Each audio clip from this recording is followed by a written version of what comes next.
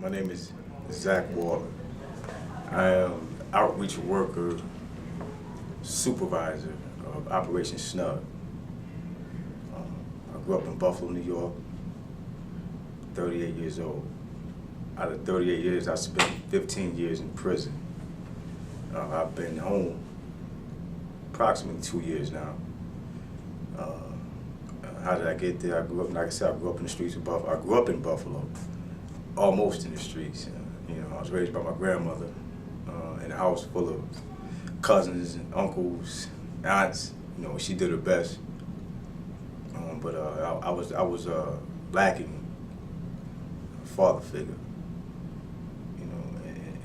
In hindsight, I see that that's where maybe my instruction as a youth could have been a lot better if I had that father figure in my life. So, lacking that father figure, I, like a lot of younger brothers do, and turn to the streets, and we look for that father figure in the streets.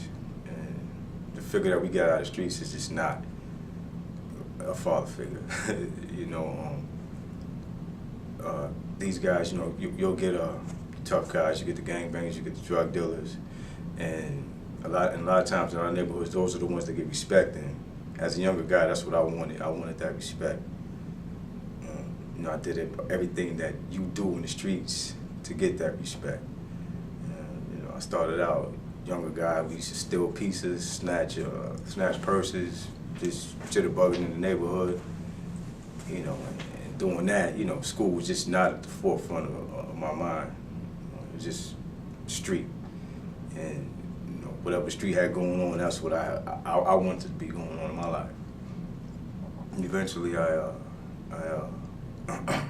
came of age a little, adolescence, teenager, and running the streets, doing things that the younger guys do in the streets. Having unprotected sex. Started selling drugs. Ended up dropping out of school in my senior year. Same year, I got my son's mother pregnant. I think I was maybe 16 at the time. 17, she got pregnant. And that just was like the crossroads of my life. At that time, 16, 17, senior year, when I should have been making transition from high school into college, I made the transition from adolescent to young man with grown man responsibilities. Had a child I had to take care of, and my grandmother, she wasn't really accepting of me running the streets like I was, and bringing chaos, confusion to the house. And so, I pretty much had to fend for myself. She loved me. She just wasn't accepting of the life that I chose to live, and that was the love in her. Like, she knew that I could do better, but in my younger mind, I just wasn't even thinking about doing better. I wanted to do what I was doing. I was enjoying it. I thought that it was the thing to do because this is what I grew up seeing in the streets, in my neighborhood. So I thought that this was the thing to do. Selling drugs, getting girls pregnant at a young age. We was even beating on them, just things that come with that street life. Fights, the guns, the stabbings, and all of that come with the drugs. And while I was selling the drugs, I started out to doing it just feed myself and the baby, and his mother. But in the early '90s in Buffalo, crack was extremely lucrative, and it went from doing what I felt like I needed to do to get a sandwich to I was making money hand over fist. It just snowballed into this, just turned into a small-time operation to a medium-sized operation because, we all in the city. The heavy drugs come from overseas or, our neighboring countries. But, as far as neighborhood go, you could say I was quote-unquote hood rich. But, with that comes another type of responsibility, and, you got to protect what you have, and people are going to try you for it, and one thing led to another. And a cousin of mine, we ended up being co-defendants in a homicide case due to me making the choices that I made.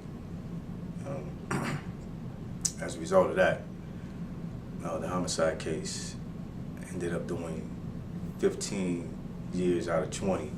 I was sentenced to do 9 years, 8 months to 20 years maximum. I ended up doing 15 years out of that. And like I say, while I was gone, my son was still out here. You know, I had children out here, and missing them while I was away. They have to grow up without me. Losing my mother while I was away, losing my grandmother while I was away, my grandfather while I was away, my wife at the time while I was away, lost all of that. All of the money that I may have accumulated, all the things that I may have accumulated while I was selling drugs in the streets, I lost all of that. Lost my freedom, which is the most precious thing. I could never get back. The time you can never get back. All of my 20s was spent in prison. Half of my 30s spent in prison. I learned a lot of lessons. But being away was difficult, extremely difficult, because I chose to live a life even while I was away that made my situation even a lot more harder to deal with than it had to be. I went from I started gangbanging. I started running with the Bloods at its early inception. The Bloods in New York State started in 1993. I started running with them in 1994 in the prison system. It was a lot of, at the time of their inception, it was a lot of bickering and beefing with the Latin gangs, with the Spanish gangs, and that made my time a lot harder than it had to be, because in so doing I ended up doing a lot of shoe time, and some people call it the box, the being away, locked in isolation. But while I was in isolation, I had a chance to do a lot of reflection. And after a while, after doing that for 10, 11, 12 years, you start to wonder, man, is it them or is it me making my circumstances as hard as it is? I realized that it was me a long time ago, but I just didn't, I turned a blind eye to the fact that I was in denial about it. I was still blaming my circumstances. I was still blaming other people for my circumstances, instead of looking at myself, reflecting on myself and things that I was doing. So it really took, like, out of the 15 years, maybe 10 out of that, I was doing things other than showing that I love myself and my family, and I wanted better. By the time that I really did settle down and come into myself and self-realization, parole board, and I've been to 3 of them. And all 3 parole boards I went to, they denied me my freedom. They didn't see that I was ready to be reoriented into society. Even though I felt like I was ready. Maybe I wasn't, because the first parole board that I went to, when they denied me, if they didn't deny me, I probably would have been back in prison right now. Because my mind said I wasn't ready. I was so hurt, and I still had so much bitterness and anger in me that I had certain people that I wanted to come home, and I said, oh, they're gonna pay for leaving me hanging. They're gonna pay for not writing me, not visiting me, not bringing my children to see me. I had a lot of animosity. But time worked on me. God worked on me. I believe in a higher power. God worked on me, and I believe and believe in a higher power. Everything happened for a reason. Despite what I went through, I do accept the fact that everything happened for a reason. I was not ready to be reoriented to society. The time that I was released, I think was the best for me. Even though I regret losing all the time out of my life, I think that the time that I was eventually released out of prison was the best time for me to come home. Because a lot of things that may have been in place when I came home, as far as friends, so-called friends go, was eliminated. If I'd have came home a few years earlier, I'd have been in a situation where someone would have tried to pull me back into the life that I was living before.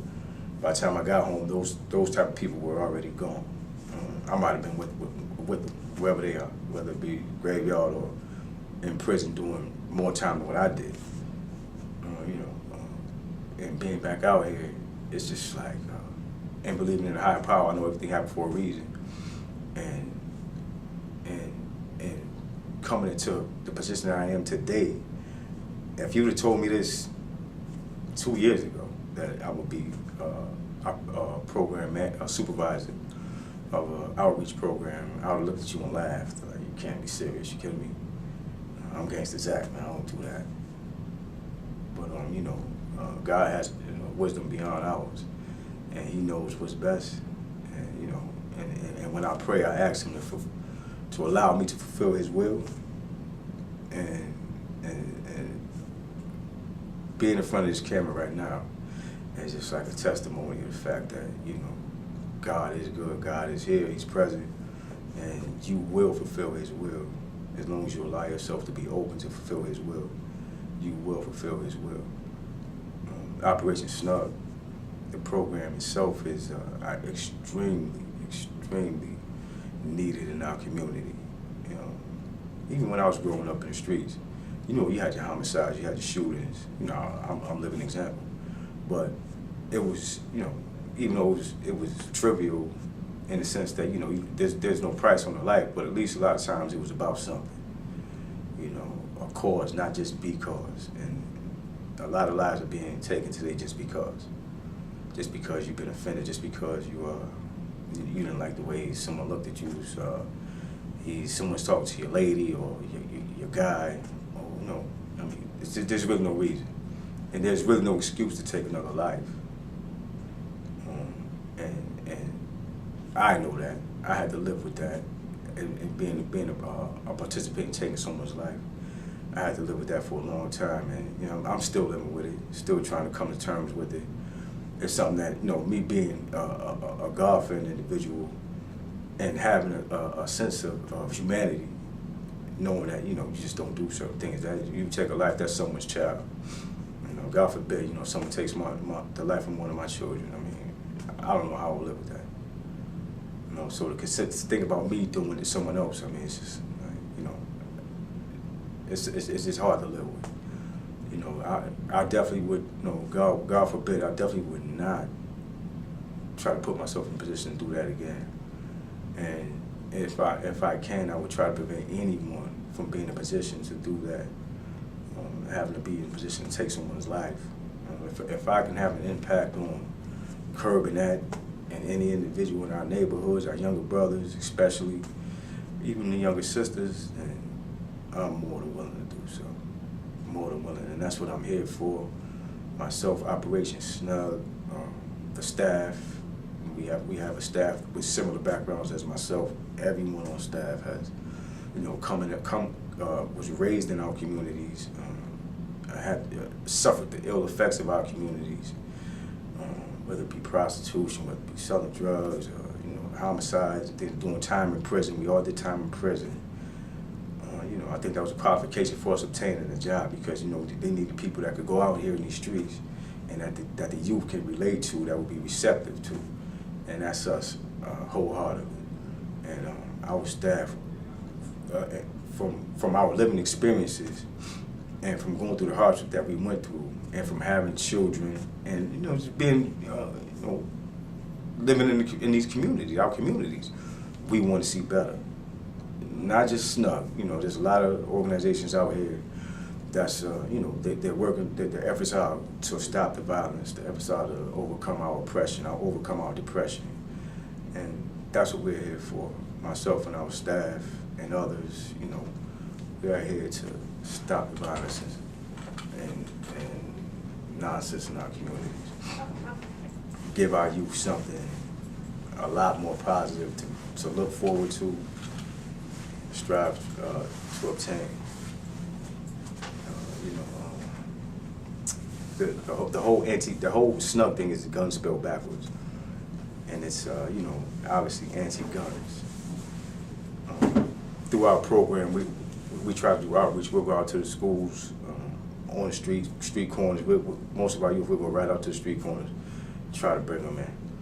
My history as a ex-gang member in the gang culture, I still have my ties, whether it be in the streets or in prison, where, you know, we reach out to these individuals that's out here in these streets, participating in this gang activity, and we try to get them to, you know, even though you're going to do what you do, but try to do it with a little more understanding of and respect for your community and the lives in your community, people that's living in your community.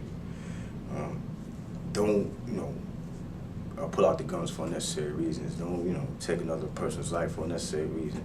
There's never a reason, a valid reason for you to take someone else's life.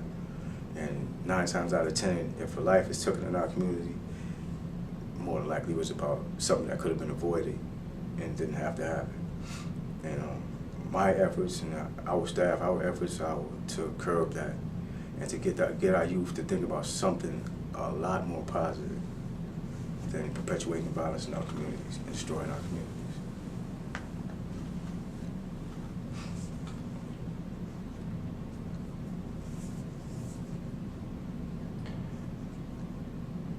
How many children do you have? Right now I have 4 children. What ages? I have a child, well, a newborn. I have a newborn, he's 6 months. Tomorrow. That's the light of my life right there. Every time I think about him, I just, talk about him, I just, my spirit gets filled. It's hard to contain. I have 3 other teenage boys. He's 19, 18, and want to be 17 next month. What are they doing now?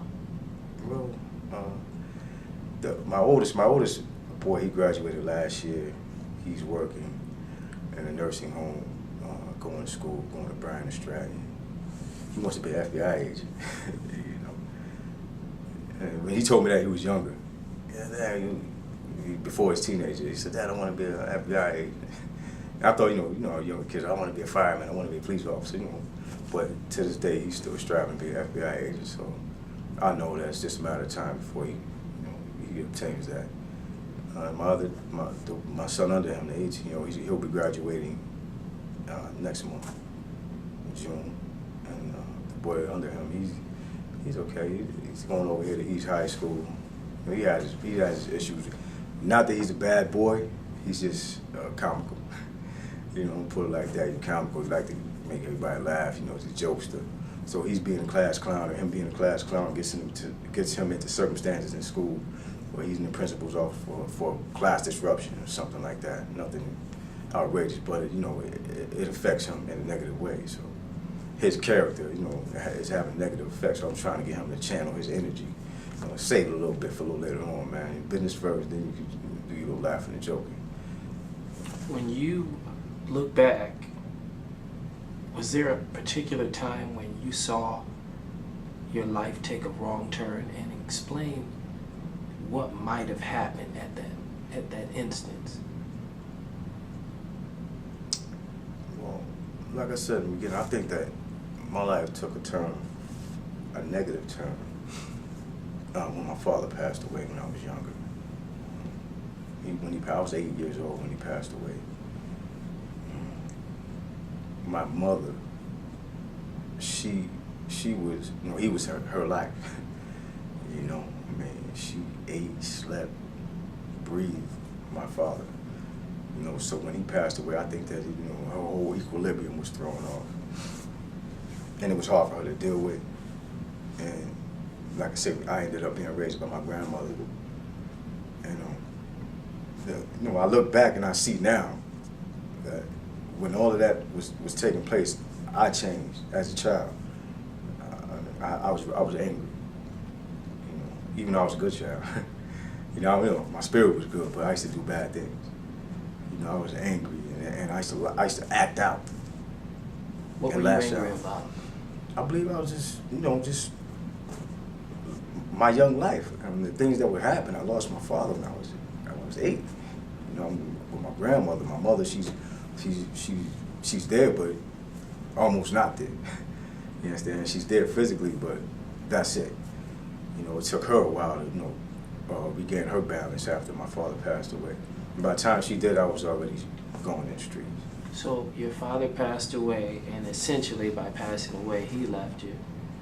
And then somehow you lost your mother in a lot of respects. Yes, absolutely. Was that as though how did that feel in respect to having lost, 1, your father to death, 2, your mother, because of her grief, was that as though you lost both your parents? Absolutely. Absolutely. Yeah, I mean, my mother was, she would be, you know, at the time when she was going through that, she was a part-timer. I know she loved my sister and myself. I know she did. But she was just unable to express it. You know, I got glimpses of it. You know, I got glimpses of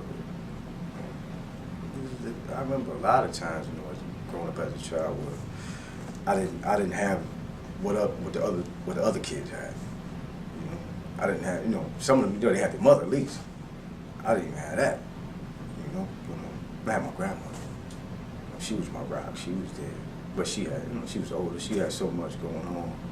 You know, not only just me and my sister, but you know, she had another one of my cousins and her children. You know, even though there was my uncle, my aunts, and them, they wasn't all together. They was giving me a problem. You know, one of my uncles, he was an alcoholic. You know, she was going through all of this, and my mother, she ain't really got her stuff all together. So, you know, stressed my grandmother out. You know, she got all the grandkids in the house. You know, it was hard. You know, it was hard. So, you know, I didn't get the father figure that I needed growing up as a young child, and I didn't get the attention. I didn't get the attention that I needed.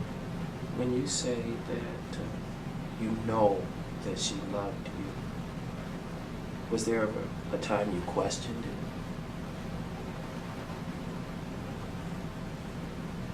Not really. Even with her being absent, I knew she loved me. I knew she did, even with her being absent. It's, you know, it's been times where, you know, Christmases I didn't even see my mother. She told me she coming, never coming. I knew that it wasn't what was in her eye. I knew that it was circumstances that was keeping her away from doing what she in her eye wanted to do. I knew what she was ready to do. You know? And I seen it as I got older. You know, she finally started getting her footing. I seen it, the love that she expressed to my children, probably what she wanted to do with, you know, me and my sister. You know, she expressed it to my children. She loved me with her everything.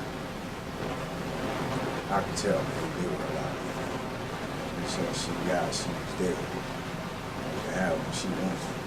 You know, and I reflected on that. You know, I said, she's trying to make up for what she back there. Raising my sister and myself.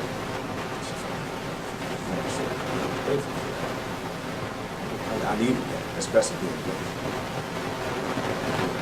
she really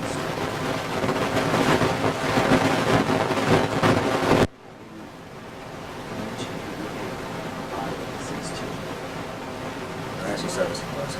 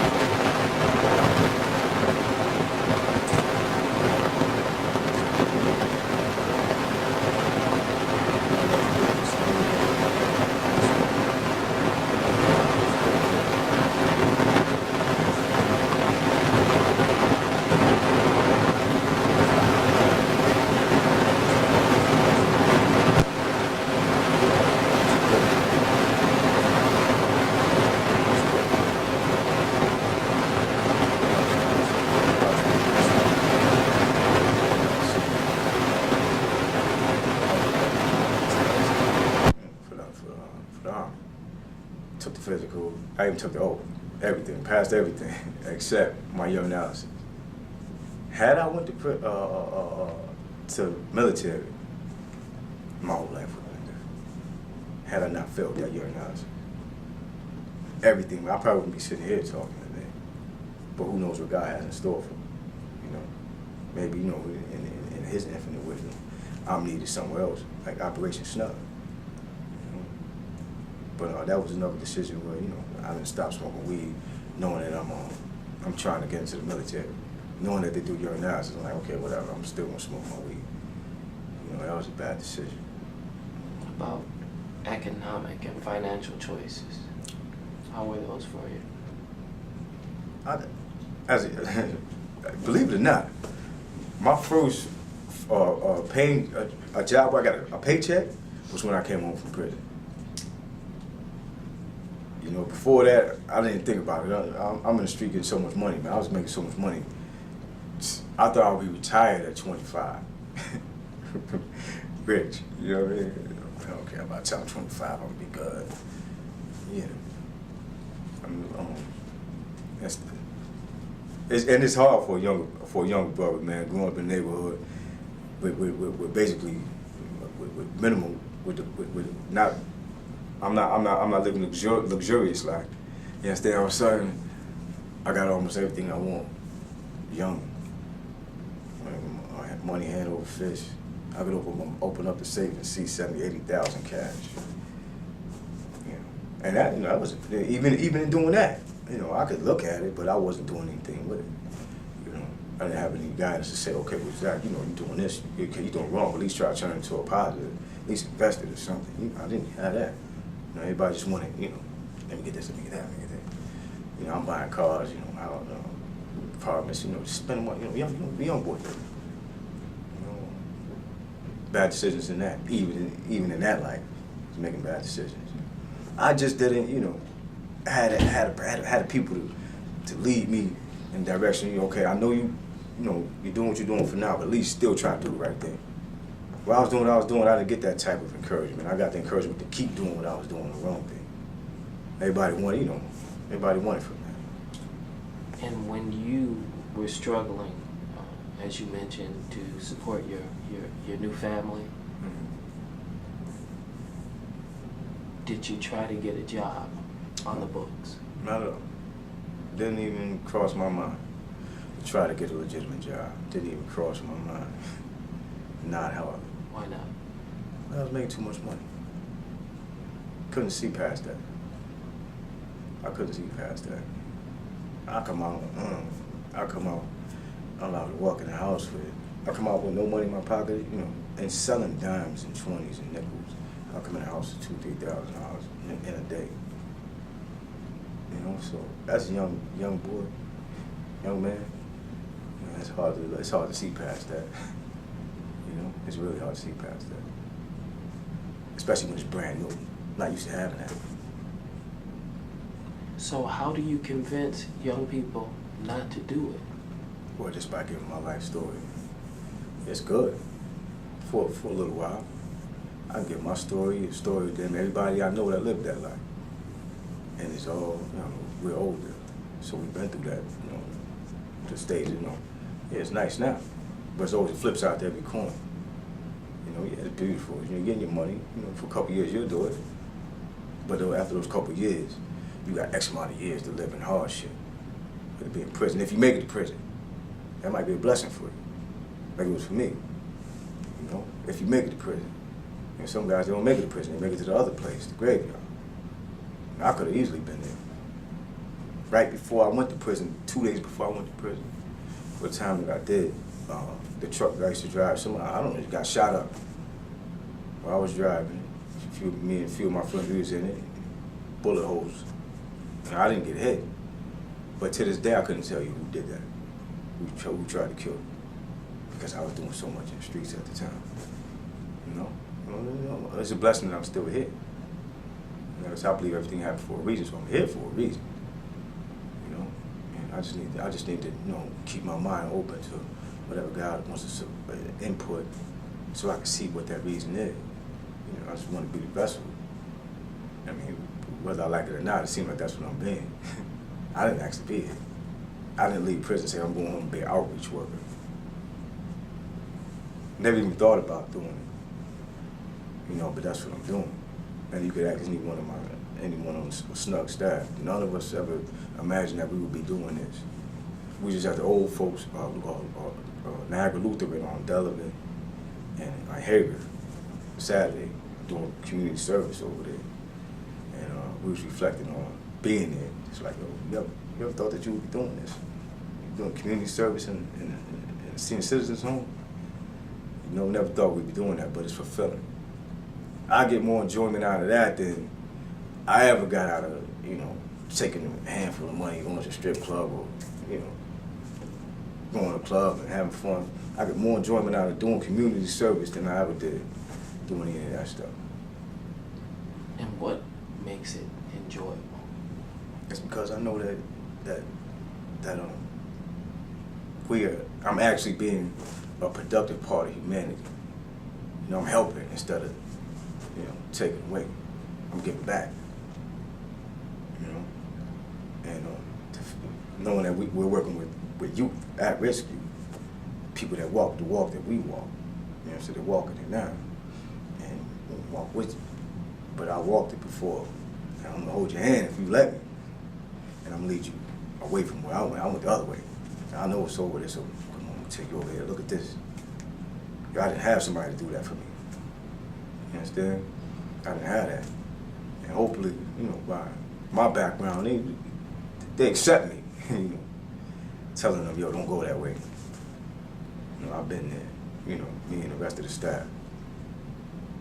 And there are probably a number of people who have similar backgrounds as yours in the city of Buffalo. Why has CAO chose you as a spokesperson for this program, do you suppose? Actually, I really couldn't answer that. I mean, I don't know if what makes me unique, what they've seen, and what they may have heard, but in everything that I've done, and up to now it's been negative, you know, seemingly negative, but in everything that I've done, I always, you know, rose to the top, you know, and not by choice. I always made it to the point where people were listening. You understand? They don't have a problem following. Called leadership, I'll never ask for that. You know, but I mean, I don't, if it comes natural, it's just something that just happens. The answer for it, I don't know.